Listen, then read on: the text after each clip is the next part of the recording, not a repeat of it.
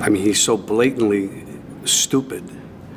He's a punk, he's a dog, he's a pig, he's a con, a bullshit artist, a mutt who doesn't know what he's talking about, doesn't do his homework, doesn't care, thinks he's gaming society, doesn't pay his taxes. He's an idiot. Colin Powell said it best. He's a national disaster. He's an embarrassment to this. We have a president who started out when the country was together and had a wonderful leader, and he is tearing us limb from limb, destroying every institution. Let's talk about this Donald Trump, even though we don't want to. Let's bring it on the panel for this. He's a car salesman.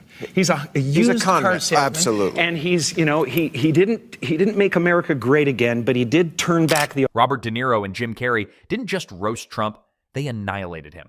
De Niro came swinging with that gangster glare, and Carrey followed up like chaos in a suit, shredding every ounce of Trump's delusion. It wasn't comedy. It was a public execution of ego, live and hilarious. Trump's arrogance got body slammed by Hollywood's finest, and by the time they were done, even his punchlines were begging for asylum. This was humiliation turned into high art. America's Philistine president has had himself appointed head of one of our premier cultural institutions. He has cut funding and support to the arts, humanities, and education. And now he has announced a 100% tariff on films produced outside the U.S. Let that sink in for a minute. You can't put a price on creativity, but apparently you can. With modern times, he criticized capitalism without a conscience. And that's what we have now. We have capitalism without a conscience. He showed the common man being fed through gears of the brutal, dehumanizing industrial age. He took on the American right wing of his day, its worst evils: hatred of immigrants, contempt for the truth, greed. De Niro approaches Trump like he's dissecting a bad mob boss who somehow stumbled into the Oval Office. The swagger's there, sure, but without the code, the loyalty, or the brains.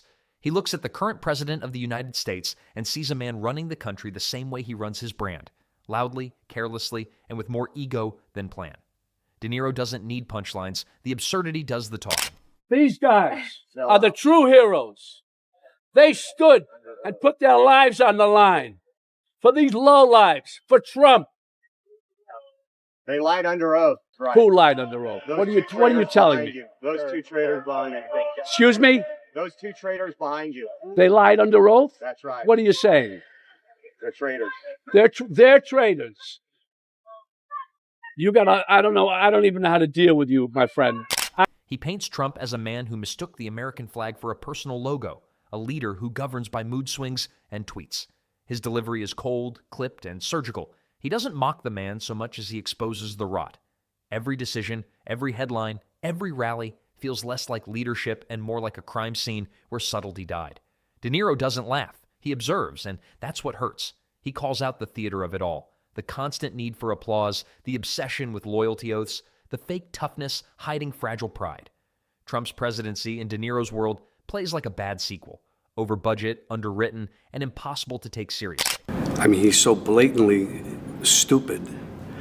He's a punk, he's a dog, he's a pig, he's a con, a bullshit artist, a mutt who doesn't know what he's talking about, doesn't do his homework, doesn't care, thinks he's gaming society, doesn't pay his taxes. He's an idiot. Colin Powell said it best. He's a national disaster. He's an embarrassment to this country. Carrey takes De Niro's realism and blows it into surrealism. He doesn't describe Trump. He embodies the chaos. He turns policy meltdowns into slapstick routines, the kind where you can't tell if you should laugh or scream. His facial contortions and elastic energy capture something truer than imitation. They expose the child behind the bluster. Every tantrum, every contradiction, every self-congratulating moment becomes a performance within a performance. To Carrey, Trump isn't leading. He's auditioning. We are parentless, you know, and we are babysat by the television. We're taught how to think by the television. That's the dangerous thing about what's going on right now. There are generations growing up right now who are learning to lie. That lying is okay. That this kids say fake news. That you're supposed to hate half the country. You know, and if anything, we've got to get back to a place where we realize that a vote is not who you are. and because you voted Republican, you're not stupid, you're not different, you're not worthless. I could break bread with anybody. Every press conference feels like a sketch gone wrong. Every statement like a rewrite of a bad joke that somehow keeps making it to air. Carrey's satire hits because it mirrors the unreality of the moment. He transforms politics into pantomime, showing how the current president mistakes volume for vision and confidence for competence. His comedy doesn't mock from above, it dives into the madness, letting the chaos reveal itself. Carrey doesn't invent the absurdity. He just exaggerates it until it becomes undeniable. Almost half of America at this moment believes there is a sinister deep state diabolically plotting to what? Give them health care? We in America are misinformed. Reality shows have warped our idea of what a hero is, or what the truth is. So tonight, I'd like to dedicate this award to those who remind us of our virtues, who remind us. De Niro takes aim at Trump's idea of power. To him, the president operates like a man who believes intimidation is leadership and branding is diplomacy. Every speech sounds like a sales pitch. Every promise feels like a closing argument for a product that doesn't exist. De Niro finds the irony in it. The supposed tough guy who can't handle criticism, the dealmaker who keeps defaulting on reality. His tone is weary, like he's seen this movie before and knows exactly how it ends. Badly, and with everyone pretending they didn't see it coming. Trump's cabinet meetings, De Niro says without saying, look like casting calls for loyalty rather than competence. The Oval Office feels less like the center of democracy and more like a boardroom for chaos management.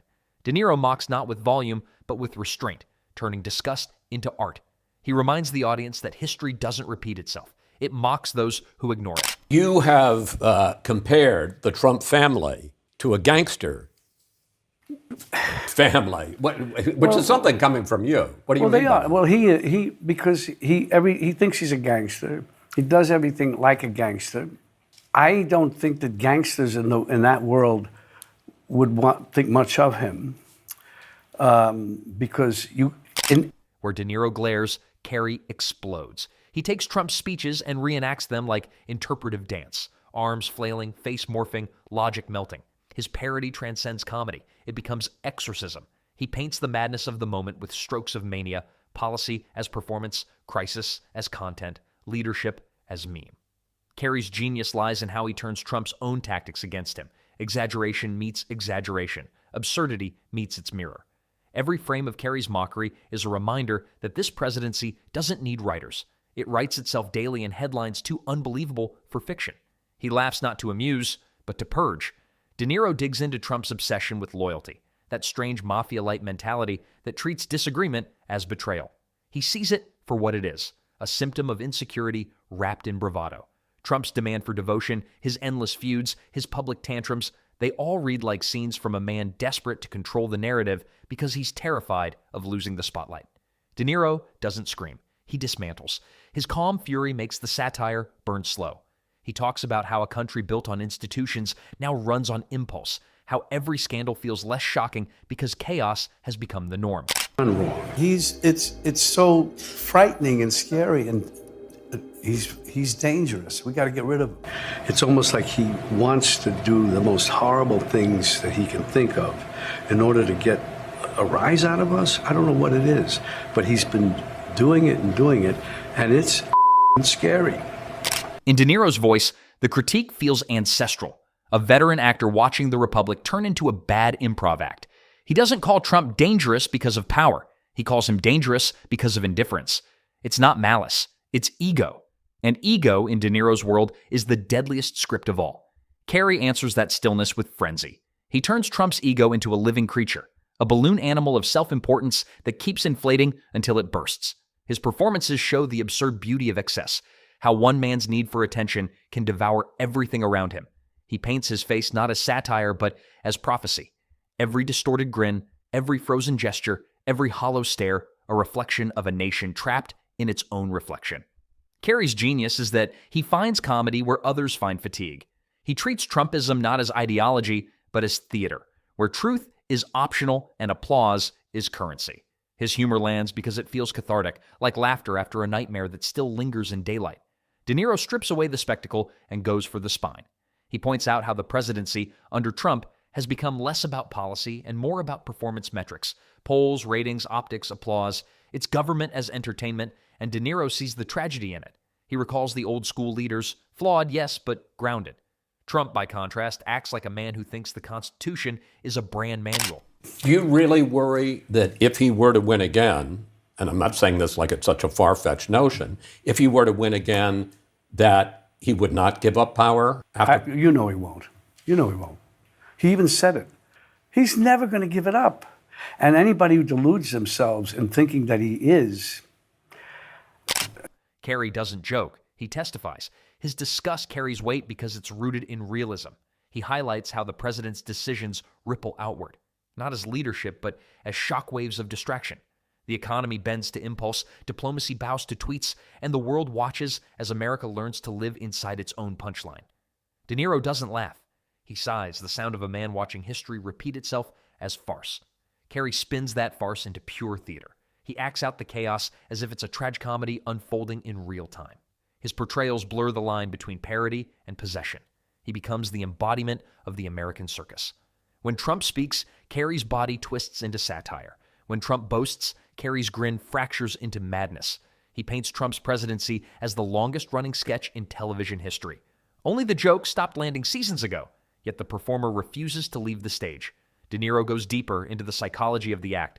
He sees Trump as a man addicted to attention, incapable of silence, terrified of irrelevance. Every move feels like a bid for validation, every policy like a publicity stunt. De Niro likens him to a showman who confuses volume for victory. The tragedy, he suggests, isn't just Trump, it's the audience that keeps applauding. De Niro's words carry the fatigue of someone who's seen too much and expects too little. He calls out the hollow patriotism, the staged outrage, the endless deflection. To him, Trump's leadership is less about ideology and more about improvisation, a nation held hostage by a man who mistakes applause for absolution. It's not a presidency, it's an open mic night that never ends. This administration is a rabid dog, and it's turning us upside down. And all, as far as I'm concerned, it's as obvious as the nose on your face.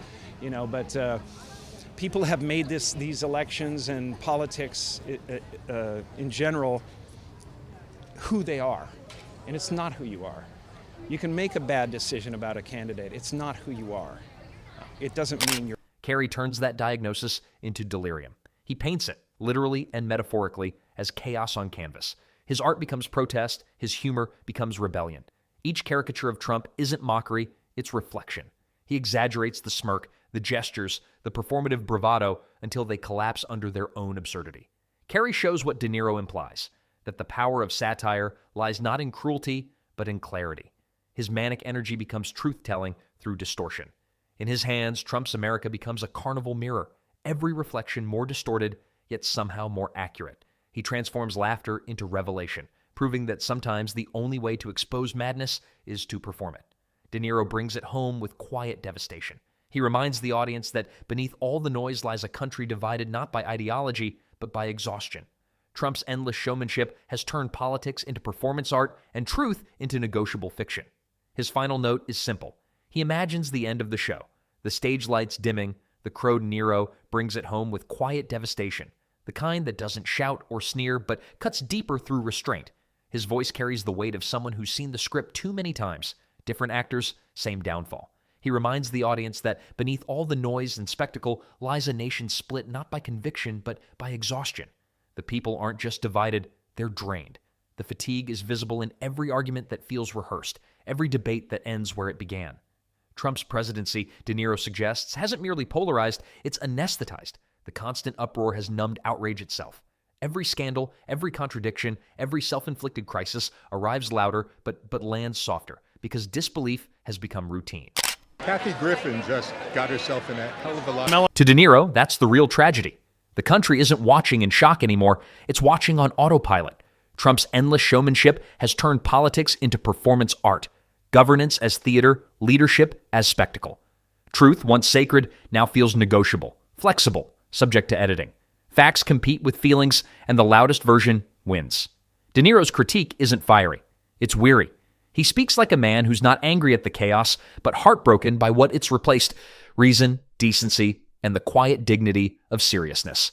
The jokes have become survival mechanisms, the satire a form of national therapy. He strips away the comedy to show the cost, how laughter, once defiance, has become defense.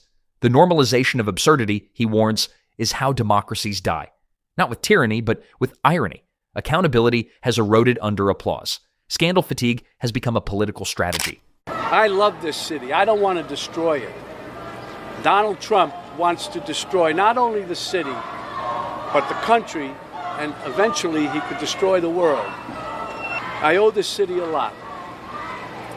And that's why it's so weird that Donald Trump is just across the street. Because he doesn't belong in my city. I don't know where he belongs, but he certainly doesn't belong here. And through it all, the show goes on. His tone turns elegiac, almost mournful, as if he's delivering a eulogy for truth itself. De Niro doesn't believe humor will fix what's broken, but maybe, just maybe, it'll wake someone up. The laughter has always been a mirror, and what it reflects now isn't funny. It's familiar. He closes with a truth that lands heavier than any punchline. This isn't satire anymore, it's survival.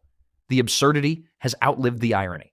The stage lights dim, the crowd thins. The performer, Trump, still stands center stage, unwilling to exit, insisting the show isn't over. It's the perfect metaphor. A man trapped in his own act, deaf to silence, blinded by spotlight.